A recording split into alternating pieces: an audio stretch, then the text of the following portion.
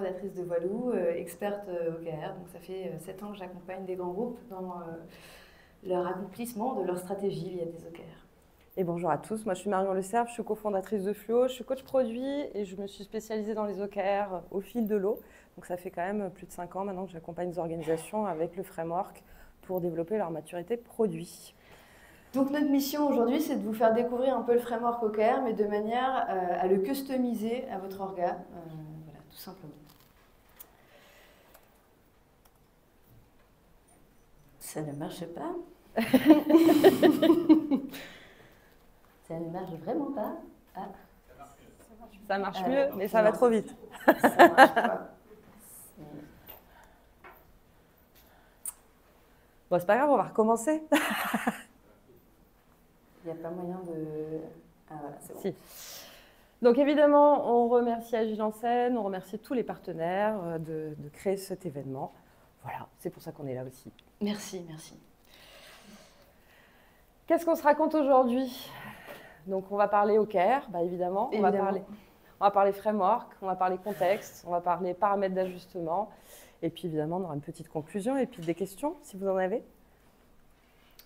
Donc qui connaît ici les OKR? Mais genre bien. Qui a mis en place des OKR? Ok, encore des personnes. Pour qui ça a marché? Okay. Voilà, en général, le constat, c'est de dire, voilà, le framework, c'est super, on se lance, et puis on se plante un peu, voilà. Et c'est normal.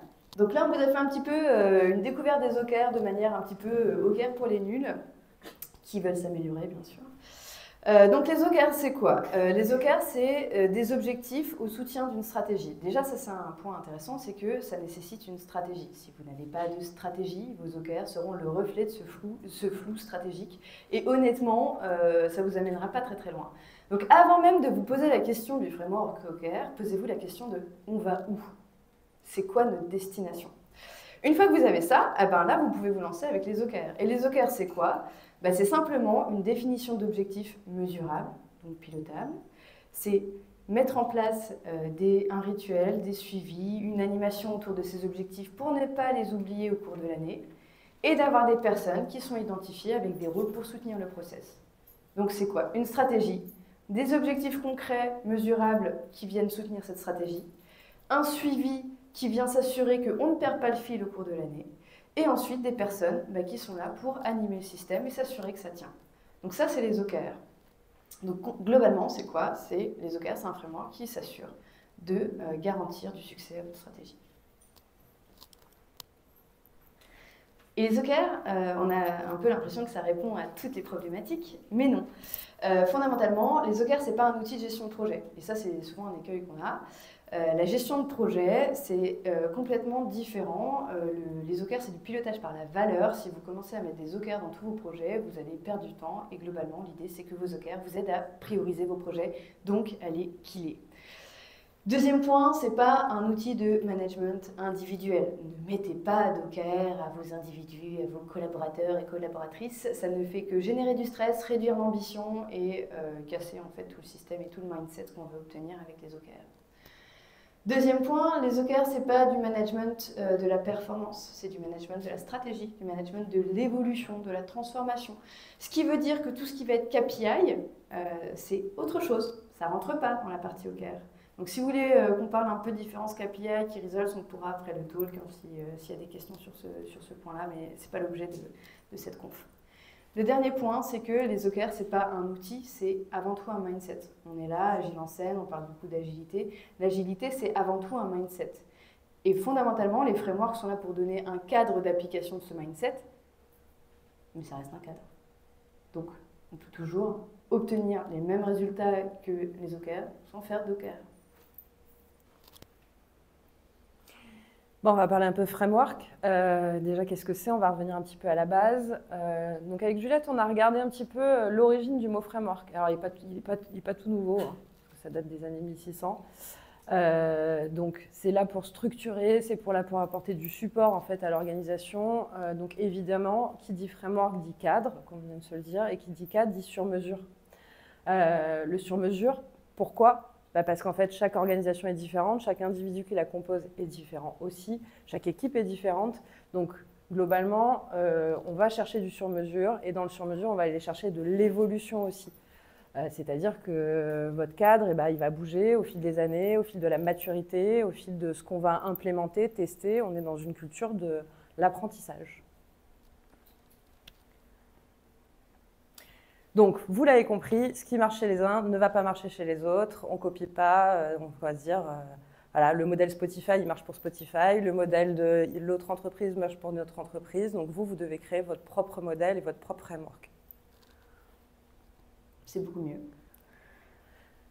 Donc, de quoi on part? On part de son contexte, en général. C'est mieux, pour se poser les bonnes questions. Donc, avant de démarrer avec les OKR, il faut faire preuve un peu d'analyse. C'est-à-dire qu'il faut se poser tout un tas de questions. Alors, on en a mis quelques-unes. Après, on peut les décliner, il y en a quand même beaucoup. Mais fondamentalement, c'est quoi la culture de votre entreprise? Donc, d'où vous en êtes, là où vous voulez aller, comment ça vit aujourd'hui? Quelle est votre maturité stratégique aussi? Quelle est votre maturité agile? Quelle est votre maturité aussi sur votre product management? Parce que tout ça va faire que ça va permettre de créer le framework et de savoir une base en fait, de départ, de se dire ok, on veut se piloter par l'impact, mais quelles vont être les marches qu'on va monter ensemble, collectivement? Donc on va regarder les rituels aussi, les rythmes, comment ça communique, quelle est la fluidité au sein de l'organisation. Tout ça c'est hyper important, les rôles aussi. Parce que ça va impacter un système de gouvernance, et ça, on le verra après. Donc, globalement, c'est de se dire, OK, quelle est la photo à date du fonctionnement de mon organisation? Il y a aussi la maturité managériale qui est importante à prendre en considération voilà, dans cette partie-là. Donc, globalement, avant de se lancer, il faut cadrer le sens de la démarche. Parce que l'idée, c'est que faire des OKR, c'est une chose, mais ce n'est pas du tout une fin en soi. L'idée derrière les OKR, c'est qu'il faut cadrer le pourquoi est-ce qu'on fait des OKR dans l'organisation. Donc il y a 3 grandes questions fondamentales. C'est dans quel but? Qu'est-ce qu'on cherche à atteindre quand on met en place des OKR? Pourquoi est-ce qu'on fait ça? Parce qu'en fait, une transfo, c'est complexe, c'est dur. Et qu'en général, quand on perd le sens de sa transfo, on se dit, en fait, franchement, c'était vraiment pas une bonne idée ce truc-là.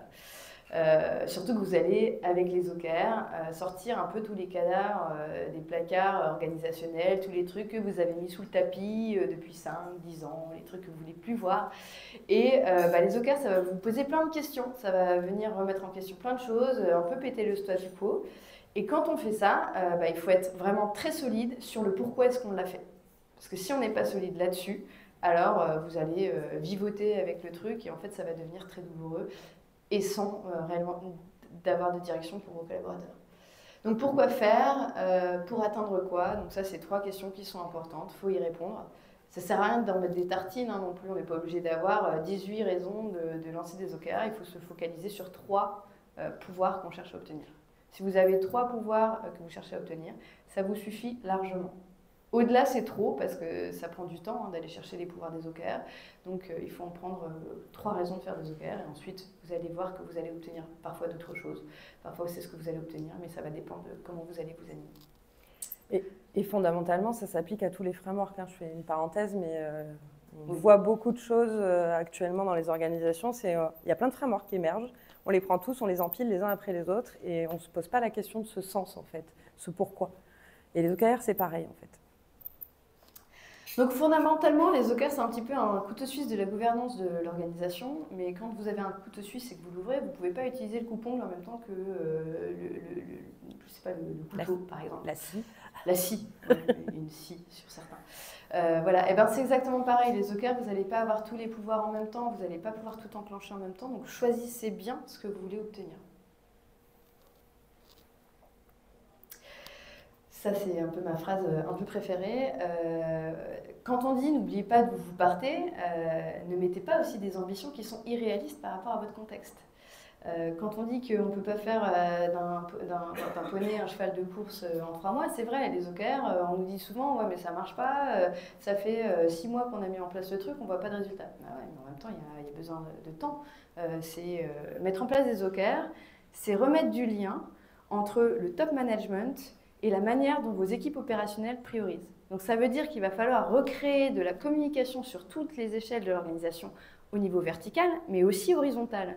Et ça prend du temps, parce que là, on est sur de la transfo qui est humaine. C'est là où on dit que les OKR, c'est un mindset et pas nécessairement qu'un outil.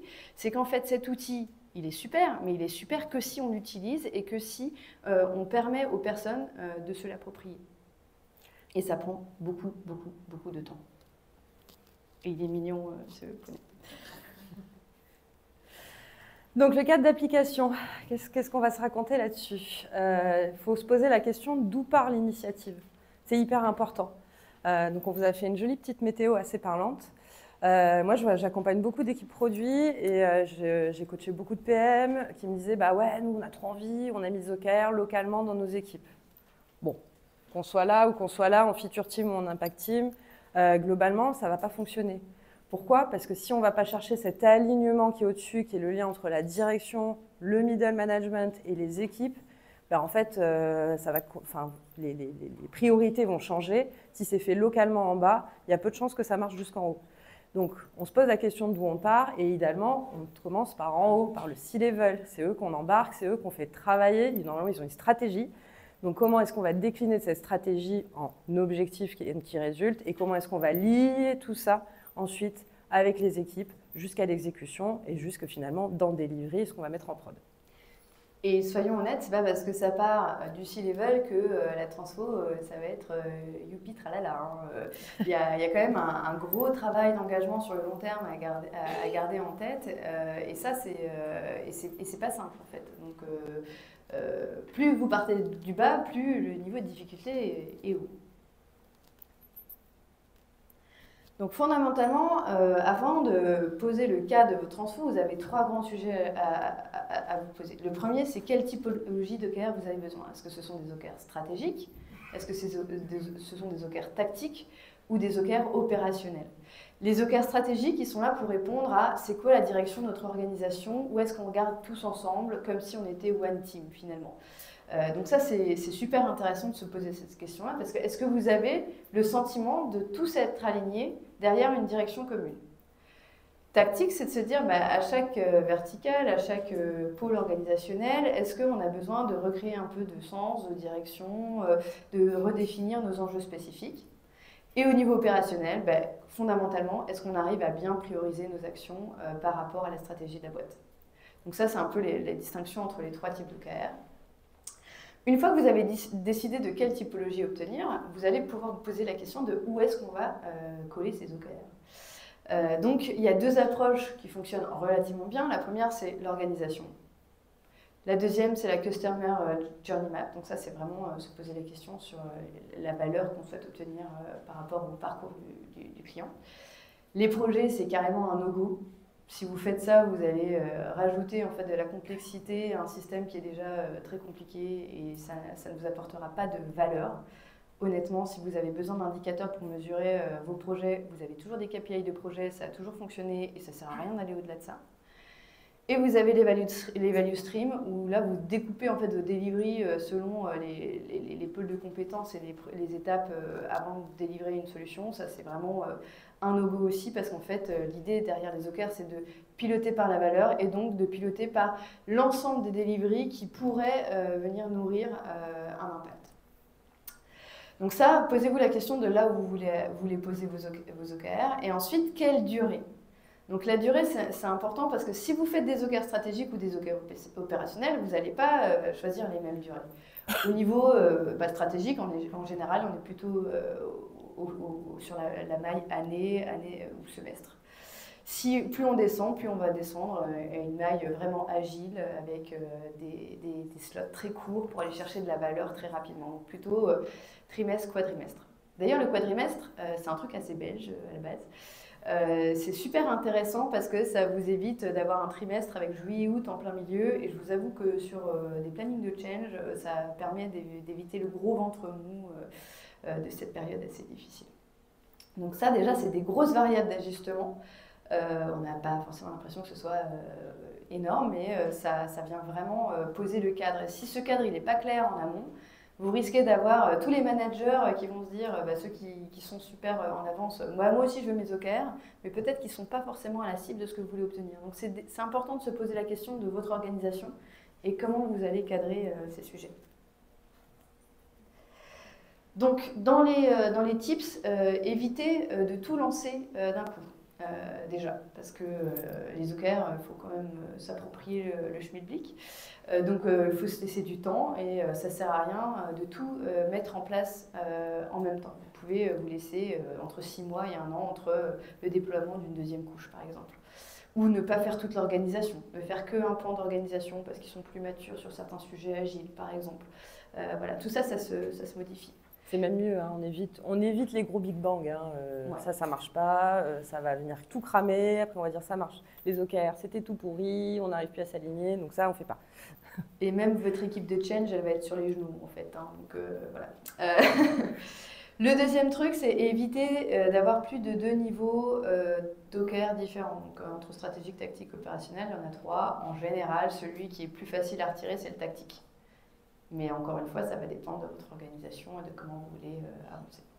Et ce point-là du niveau, il est super important parce que parfois, on arrive dans des orgas et il y a des OKR qui ont été testés et on se retrouve avec 8, 9, 10 niveaux.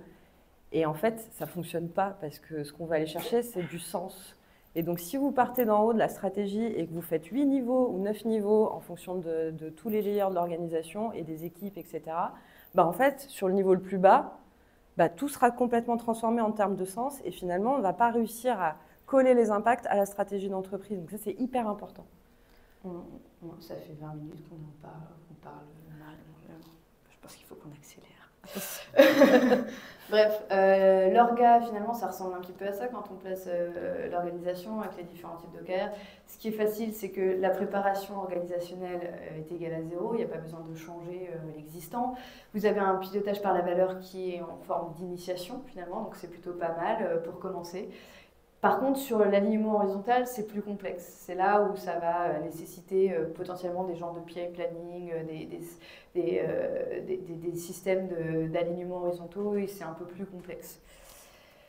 Le net plus ultra, ça va être le Customer Journey Map, parce qu'on va se baser sur des moments clés. Ça va induire naturellement la transversalité et l'alignement entre les différentes équipes qui sont en interdépendance. Ça nécessite beaucoup plus de préparation, c'est beaucoup plus difficile au démarrage. Par contre, le pilotage par la valeur est décuplé, et l'alignement horizontal également. Donc on va parler de qui fait quoi, parce que souvent on met en place des OKR, mais en fait on a besoin de personnes pour mettre en place des OKR. Quand je dis 2 personnes, on a besoin de gens, voilà, parce que 2 personnes, c'est... Voilà. Donc il y a des grands rôles en fait dans la méthodologie. On a l'OKR Lead qui est en charge de la mise en place des OKR dans son organisation. Lui, son métier, c'est de s'assurer que la transfo ne devienne pas un espèce de Frankenstein. Voilà. Donc c'est pour ça que lui, il doit bien cadrer le truc quand même. On a les sponsors qui sont en fait les managers. Ces managers, ils ont pour rôle de s'assurer que ces OKR ils vivent, voilà, d'aligner leur communication sur ces objectifs et de s'assurer que tout le monde comprenne bien son rôle par rapport aux enjeux. On a les OKR Champions, on peut en créer des communautés actives dans les organisations, c'est toujours intéressant. Ces champions, ils peuvent être certifiés. C'est vraiment les coachs internes des OKR, c'est un peu le Scrum Master de l'OKR. Il est là pour s'assurer que les rituels vivent, que les rituels sont bien animés et qu'on est bien dans une démarche apprenante. Et ensuite, on a nos Key Result Owners qui sont là pour s'assurer du suivi et de l'évolution des Key Results. Donc ça, ces rôles-là, ils sont importants. On peut les appeler avec des noms complètement différents. Peu importe où ils se trouvent dans l'organisation, ça s'aménage. Petit exemple sur le KR Owner, sur les équipes produits, ça peut être un binôme Product Manager et son Tech Lead. Ou ça peut être un développeur, c'est la personne qui est le plus près du sujet. Donc, vous l'avez compris, les OKR, ça impacte la gouvernance au global d'une organisation et son système de management. Donc, globalement, c'est un peu illusoire quand on se lance de se dire qu'on va pas pouvoir, enfin, il faut former en fait tout le monde. Il faut que tout le monde sache qu'est-ce qu'on va manipuler. Il faut être accompagné parce que sinon, ça ne marche pas. Parce qu'il y a plein de spécificités, il y a plein de choses à adapter. Donc, on parlait de framework sur mesure, mais c'est aussi en lien avec la maturité du management, avec la maturité des équipes. Donc, on va aller tirer tout ça et c'est important d'avoir ça en tête. Sinon, ce n'est pas très joli. La majorité des entreprises, elles sont dans le cadre rouge, là. un alignement très bas, une autonomie très basse, du micromanagement, une culture un peu d'indifférence, etc. Et ce qu'on va aller chercher finalement avec cette agilité stratégique, avec les OKR, c'est là-haut. En fait, on a envie d'avoir des équipes plus autonomes, on a envie d'avoir une organisation qui est innovante, qui est collaborative, on va aller chercher du continuous learning, on va aller chercher toutes les valeurs de l'agilité finalement. Donc il y a des prérequis, on vous l'a dit, adhésion de la direction, on le répète, on le martèle, c'est hyper important, ça donne de l'élan, il faut qu'ils soient, les managers, le C-level, soient en mesure de comprendre pourquoi on met ça en place et de le porter finalement. Acculturation de l'ensemble des collaborateurs, donc c'est pareil aussi, on va parler OKR, ça donne le cap vers quoi on se lance en tant qu'orga, donc c'est important aussi de former tout le monde. Culture du test and learn, on se trompe beaucoup avec les OKR, Juliette le disait, ça prend du temps, donc plantez-vous, c'est ce que je dis aux équipes, on se plante la première année parce qu'on apprend, on monte des marches et on les redescend pas en apprenant ça. L'évolution du framework, c'est du continuous learning. Le framework qui va être peut-être sur votre première année d'implémentation va évoluer en fonction des feedbacks de toute l'organisation. Ça va évoluer. On va prendre tout ça, on va le modéliser pour que ça devienne de plus en plus naturel et que ça soit vraiment sur mesure aussi en fonction de comment tout est organisé. Et enfin, c'est aussi, donc on a parlé beaucoup d'alignement, c'est un moyen de communiquer. Et la communication, elle est fondamentale dans nos orgas aujourd'hui pour s'aligner, pour savoir que voilà, tout le monde est bien au fait de ce pourquoi on avance vers ces impacts-là. Donc on regarde dans la même direction et donc on arrive à un changement de paradigme. C'est là où c'est compliqué.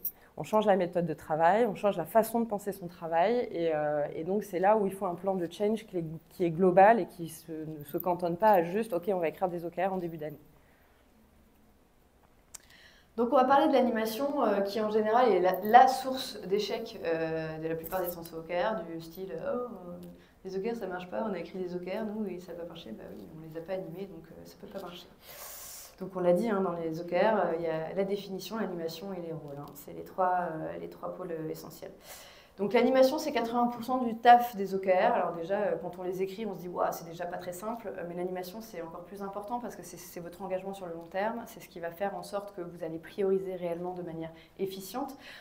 Et dans l'idée de cette animation, c'est pas de recréer un énième rituel, on sait que vos agendas sont blindés, même à la limite, c'est le moment de vous reposer la question de votre comitologie et de retirer ce qui sert à rien et de s'assurer que vous ayez quelque chose de cohérent en fait. Donc pas de création spécifique de rituels OKR, si possible. Donc dans la théorie, on a de la codéfinition. L'importance de la codéfinition, c'est d'avoir des OKR qui sont légitimes, qui puissent être actionnables par les équipes, qui soient connus, voilà. Il y a de la communication, bien sûr, et en fait, ce qui est important, c'est vos check-in. Vos check-in, c'est vos points réguliers sur lesquels, en fait, vous allez revoir la data et vous allez parler des choses qui ne vont pas et vous assurer que vous êtes bien en train de reprioriser sur vos sujets. Donc là, vos check-in, vous pouvez très bien les mettre dans des rituels type sprint planning, quoi. Donc, dans l'idéal, vos check-in, vous les mettez entre chaque sprint, vous avez vos actions, et à la fin, vous avez une major rétrospective de vos OKR. Et donc, cette rétrospective vous permet d'aller redéfinir vos OKR pour la suite et d'améliorer votre processus. Dans la vraie vie, en fait, le qui invité dans vos rituels, dans votre définition, dans votre check-in, tout ça, ça vous appartient. Vos rétrospectives, vous n'êtes pas obligé d'en faire une grande à la fin de votre cycle. Vous pouvez mettre votre rétrospective directement dans votre check-in, dans vos rituels existants, dans vos check-in, enfin dans vos rétrospectives d'équipe, tout simplement. Voilà, vos OKR, c'est pas une pratique à côté de votre quotidien. Les OKR, ça doit être une pratique qui doit être incluse dans votre quotidien. Et puis après, tout ce qui va être duré entre les check-in et autres, ça va s'adapter à vous, à votre rythme. Surtout, adapter le rythme de votre check-in à vos sprints, à vos rythmes déjà existants. N'essayez pas de challenger votre rythme tout de suite. L'idée, ce sera peut-être de réduire le timing par la suite, mais pour l'instant, ne challengez pas l'existant. Donc des petits tips, donc on s'adapte au rythme des sprints, on s'adapte aux rituels existants comme le dit Juliette, on se met en capacité de mesurer. Alors ça c'est un point, c'est un gros pain point dans les équipes, la mesure, la data, où est-ce qu'on va la chercher, d'où on part, vers là où on va. C'est des grosses questions qu'il faut se poser, souvent, moi je vois des équipes, on les pose des KR, je leur dis ok, est-ce que vous êtes en mesure de savoir mesurer ça ? Ouais, peut-être, on cherche, et puis finalement non. Donc ça ouvre d'autres chantiers. Donc c'est pas le sujet, on va pas s'étendre là-dessus, mais d'autres chantiers de KPI, il faut aller chercher tout ça et se mettre effectivement dans cette mesure continue. Et évidemment, il faut trouver ce qui vous va bien, quoi. On n'est pas obligé de parler de check-in. Hein. Si vous avez déjà un rituel avec un autre nom, gardez le nom de votre rituel. Hein. Enfin, le wording OKR est assez complexe. Honnêtement, il n'apporte aucune valeur, si ce n'est la complexité. Et on peut rajouter aussi que les check-ins, ça permet aussi de faire émerger tout ce qui ne va pas. Parce que si on a un impact qui ne bouge pas, potentiellement, c'est qu'une équipe est bloquée et il faut la débloquer le plus rapidement possible. Parce que l'idée, c'est d'itérer hyper vite et de se mesurer en continu pour pouvoir se dire, OK, à la maille d'une équipe, par exemple, opérationnellement, comment est-ce que je vais aller atteindre mon impact ?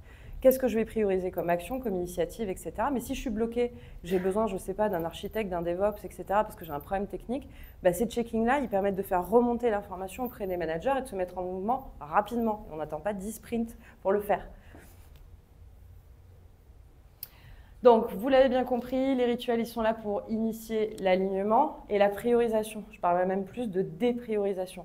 On va chercher l'essentiel. Et plus on avance, plus ça devient naturel et plus finalement, ça s'ancre dans les équipes et limite, on ne parle plus d'OKR. Enfin, c'est-à-dire que ça devient un réflexe.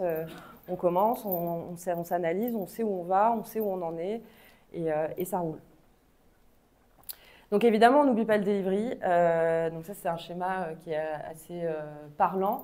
Vous voyez qu'il y a des flèches, ça tourne dans tous les sens. Une organisation, ça doit communiquer. Donc ça communique de haut en bas, de bas en haut. Ce que je vous disais, on fait parler finalement toutes les équipes entre le middle management, la direction. Et évidemment, on n'oublie pas qu'on part d'une vision, on la décline en stratégie, on va chercher des outcomes et ensuite on va se mettre en mouvement sur justement qu'est-ce qu'on met dans nos roadmaps, qu'est-ce qu'on priorise, qu'est-ce qu'on pousse en discovery, qu'est-ce qu'on pousse en delivery. Et pour ça, on n'est pas obligé d'avoir un processus clair et net pour tout. Hein. La communication, il y a aussi des choses qui vont s'instaurer relativement naturellement et il faut aussi faire appel à l'intelligence collective dans ce sujet. Donc on va parler de l'écriture. L'écriture, c'est une grosse variable d'ajustement dans les OKR. Le one size doesn't fit all, c'est exactement ça dans les OKR. Donc dans la théorie, en fait, là c'est un set d'OKR bateau avec 3 objectifs, 3 OKR par objectif, donc la fameuse règle de 3-3. Ça c'est un peu la base des OKR. Il faut se dire qu'il ne faut pas aller au-delà de ces 3-3. Au-delà de 3 objectifs, vous allez vous perdre. Au-delà de 9 OKR, vous allez avoir trop de sujets à traiter. N'oubliez pas qu'on traite de l'impact dans les OKR, pas de delivery. Donc comme on traite de l'impact, ça nécessite qu'il y aura une multiplicité de delivery derrière chaque OKR. Donc ça fait beaucoup de taf. L'idée, c'est de vous poser la question de quoi on a besoin. Il y a des variantes en fait dans la manière d'écrire des OKR. On peut tout à fait avoir 1 à 2 objectifs quand on commence, avec 3 OKR par objectif, c'est tout à fait possible. On n'est pas obligé d'en avoir 3. On peut en avoir beaucoup moins, sachant que les OKR nécessitent une certaine stabilité dans vos outils. Donc si vous n'avez pas de stabilité et que vous voulez quand même vous améliorer ou vous transformer, c'est un peu compliqué. Donc il vaut mieux avoir moins d'objectifs, moins de KR. Et il y a même des versions plutôt start-up, petite entreprise, où on a la vision et 3 KR associés, point barre. Pas besoin d'aller chercher des objectifs, de rajouter des éléments de contexte. En fait, le fameux less is more, quoi. Moins vous en avez, plus c'est facile à animer, plus c'est cohérent et plus les équipes comprennent là où on veut aller. Quand on doit commencer à se poser la question de c'est quoi nos 9 KR et quand on se dit nos 3 KR c'est ça, c'est quand même pas la même démarche pour vos collaborateurs, sachant qu'ils n'ont pas tout leur temps n'est pas dédié à se poser la question de l'alignement de leur travail. Ils doivent délivrer. Donc plus c'est simple, mieux ça marche. Donc, il y a des choses à ne pas changer dans le framework OKR, notamment la structure du KR. Donc, un KR, c'est une valeur de départ, une valeur cible, et on va mesurer notre progression entre nos 2 valeurs avec le temps. En fait. Ça, c'est un truc à ne pas changer. Si vous n'avez pas de valeur de départ, si vous n'avez pas de valeur cible, alors vous perdez vraiment le côté pilotable derrière les OKR et ce qui apporte de la valeur sur le long terme. Quoi que vous fassiez, ne dépassez pas le nombre 3, mais ça, je l'ai déjà dit. Donc, globalement, dans les OKR, c'est pas la taille qui compte. Vraiment, moins vous en avez, plus ça marche. Et alors, il y a un bonus aussi dans les OKR, c'est et si vous ne parliez pas d'OKR? Parce qu'en fait, les OKR, c'est juste un framework, c'est super, mais en fait, parlez juste des choses que vous allez mettre en place. Parlez, par exemple, à la Fondation de France, on ne parle pas d'OKR, on parle d'objectifs stratégiques et des résultats à atteindre. Bon bah voilà, on a gagné 3 ans de changements inutiles. Et quand on parle d'objectifs stratégiques, on n'est pas obligé de mettre une définition très complexe derrière ce qui se cache derrière ces objectifs, puisque c'est des objectifs stratégiques tout simplement. Voilà. Donc, ne parlez pas OKR, ça ira beaucoup plus vite, et vous atteindrez encore plus de résultats en fait. D'ailleurs, si on le prend d'un point de vue des équipes, ce qu'on veut chercher, c'est péter la feature factory. Donc, on ne veut pas ça là. Quand on fait du product management et qu'on essaye de tirer finalement ses pratiques, sa façon de travailler et de faire du vrai produit, en fait, ce qu'on essaye d'aller chercher, c'est ça. C'est un changement de mindset, c'est un changement de paradigme dans les équipes. On pense outcome. Donc, outcome, c'est nos KR, nos impacts. Tout ce qu'on va alimenter pour pouvoir finalement réaliser ces impacts, donc les hypothèses qu'on a testées, les initiatives, les actions, quelque part, c'est à la maille de l'équipe. Et c'est là où on va chercher de l'alignement, de l'autonomie. Donc, on en revient aux fondamentaux de l'agilité. Je fais toujours un triangle, hein, OKR, Product Management, Agilité, c'est indissociable. Donc, on va aller chercher de la mesure, on va aller chercher de l'autonomie, de l'auto-organisation. Et quand on donne tout ça à la main de l'équipe, les équipes sont beaucoup plus créatives. Elles vont se poser finalement, parce que le sens, elles l'ont au fond d'elles finalement, et elles vont être beaucoup plus créatives dans ce qu'elles vont aller chercher à délivrer, et parce qu'elles sont en capacité à. Donc faites confiance à vos équipes. Et donc évidemment, moi comme je suis coach produit, ça va tirer plein d'autres pratiques qui sont essentielles aussi sur le pilotage par l'impact, même si quand on ne parle pas d'OKR, on parle du pilotage par l'impact. Donc il y a plein de pratiques qu'on va aller tirer, du Solution Opportunity Tree, de l'impact mapping évidemment. On parlait de roadmap de features, tant qu'à faire, on les pète et on fait de l'outcome based roadmap. On va chercher du story map, on va chercher de l'A/B testing parce qu'on veut tester vite et bien, on va aller chercher du résultat et on veut comprendre ce qui se passe pour nos utilisateurs et pour le business. Et donc évidemment, on en revient là, continuous learning, culture de la mesure, on en revient finalement aux fondamentaux de l'agilité. Donc bonus numéro 2, y aller avec ou sans expert. Ça c'est une question qu'on nous pose régulièrement et en fait en général on met un petit peu les verbatims qu'on reçoit parce que voilà, en tant que coach OKR on ne reçoit pas que des compliments, c'est dommage. Donc le grand typique, les OKR on a testé, ça n'a pas fonctionné. Pourquoi? Ouais, en général on en revient à... on les a fait en début d'année, puis on a fait des beaux PowerPoint et on les a pas réouverts et en décembre, on regarde et puis finalement, on n'a rien fait qui s'applique à cette stratégie. On n'a pas cherché d'impact. Le fameux, les OKR, on les a écrits en début d'année, puis on ne les a pas suivis, quoi. Ouais. Donc ça ne marche pas. Voilà, il y a d'autres choses aussi qui sont... c'est super les OKR, en fait, on a déjà plein d'objectifs individuels. Donc on va les prendre, des objectifs individuels, on va changer finalement la façon de les nommer et hop, c'est bon, ça fait des OKR. Ça non plus, il ne faut pas faire. Hein. Ça ne fonctionne pas.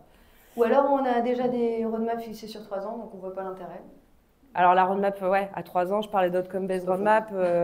Non, on ne fait pas ça quand on fait du produit. On ne fait pas de roadmap à 3 ans. Et pareil, on n'a pas 200 priorités zéro sur une année. Ça ne marche pas. Enfin, déjà, si vous prenez le calendrier, ça va bloquer. Hein.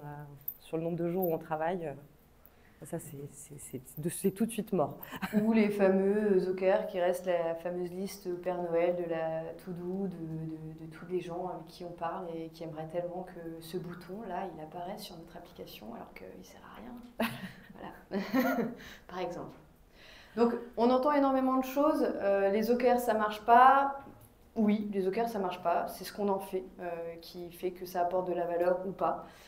Et donc pour apporter de la valeur, parfois, on peut avoir, même sur des petites sessions de coaching d'une demi-heure par-ci par-là, on peut vous aider à ne pas trop vous planter, en fait, ou en tout cas à réduire les marges d'erreur qui sont pour nous évidentes avec le temps, mais qui peuvent bien évidemment vous permettre de gagner quelques mois douloureux. Donc en conclusion, à quoi ça sert les OKR? Ça sert à clarifier la stratégie. Voilà, bon, il faut en avoir une, comme on disait, mais au moins ça permet de la clarifier, de la partager, que tout le monde finalement regarde dans la même direction au sein de l'organisation. Ça permet une priorisation opérationnelle, alignée, qui est facilitée. Donc moi je prends même le contre-pied, ce qu'on disait tout à l'heure, c'est la dépriorisation. Comment on fait moins mais mieux finalement. On va chercher du pilotage par impact, donc on pense utilisateur, on pense évidemment ça va créer du business. Attention, les OKR, c'est pas augmenter notre chiffre d'affaires. Hein. Ça, on vous le met aussi en petit tips, parce que fondamentalement, une entreprise, on est là pour faire du business, donc si c'est augmenter notre chiffre d'affaires, c'est qu'on n'a pas les bons objectifs. Et évidemment, ça pète les silos, parce que ça rassemble un petit peu tout le monde. On ne fait pas d'OKR en chambre, on fait des OKR au sein des équipes. Donc on fait travailler tout le monde, la tech, le produit, les designers, les managers, voilà. Donc on crée cette culture, ce changement de paradigme qui est très fort dans la façon de travailler. Et donc on va chercher la frugalité. Donc en gros, votre OKR lead, c'est un peu la personne qui va être un peu le DJ de vos OKR. Hein. C'est lui qui va régler les balances derrière le framework. Donc régler quoi? Le cadre d'application, le qui fait quoi, l'animation, l'écriture, le vocabulaire. Tout ça, c'est des grosses variables d'ajustement et il faut les avoir en tête. Et souvent, quand on arrive, ces variables-là, elles ne sont pas comprises en fait. Il n'y a pas de mandat très clair sur comment on va mettre en place ces OKR. Donc il faut vraiment se poser en amont de la transfo pour vraiment avoir un premier cadre. Ça ne veut pas dire que votre cadre, vous allez le respecter pendant 18 ans, hein, mais ça va à minima vous aider à bien vous lancer et ne pas avoir un Frankenstein à la fin de la transfo. Donc, on a besoin de plusieurs styles pour satisfaire à toutes les oreilles. C'est un peu ça, dans une orga, ça ne sert à rien d'harmoniser toutes les pratiques OKR, surtout au niveau opérationnel. Toutes les équipes ont des manières de délivrer, des rythmes différents. On n'a pas besoin de tout aligner pour avoir un truc cohérent. Et surtout, il faut vous dire que les OKR, la manière dont vous allez les mettre en place au démarrage ne va pas être la manière dont vous allez les animer dans 3 ans. Donc, il va y avoir une évolution permanente du framework. Deuxième point, on ne mixe pas toutes les pratiques n'importe comment. Il y a des pratiques qui sont contre-productives avec les OKR. Fabrice, tu n'es pas d'accord? Toi, tu es plutôt Navigata et Toi, tu dis que ça se sente? Ouais, mais c'est pour ça que les OKR ils vont être pourris, Fabrice. Et ensuite, il y a certains trucs qu'on n'altère pas. C'est important de se dire que dans les OKR, certes, on peut aménager énormément de paramètres, mais il y a des paramètres qu'on ne change pas. Par exemple, la structure du KR, ça, c'est sacro-saint, quoi. Il y a des trucs, c'est essentiel de ne pas les perdre parce que sinon, on perd vraiment la valeur du framework dans son ensemble. Donc, on arrive à la fin de cette présentation et de cette conf avec Juliette. Nous, on a créé un petit rendez-vous mensuel entre Fluo, Voilou et Tribe Called GAM. D'ailleurs, Nathalie est là. Donc, c'est tous les premiers jeudis du mois. Donc, c'est le moment de flasher. Hein. On a mis plein de QR codes là. C'est gratuit, c'est en ligne. Vous allez nous retrouver. Vous pourrez poser toutes vos questions. On y répondra avec grand plaisir puisque le but, c'est de faire grandir sur ces apprentissages du framework. Voilà, un bon question-réponse sans tabou voilà, sur les OKR. Merci.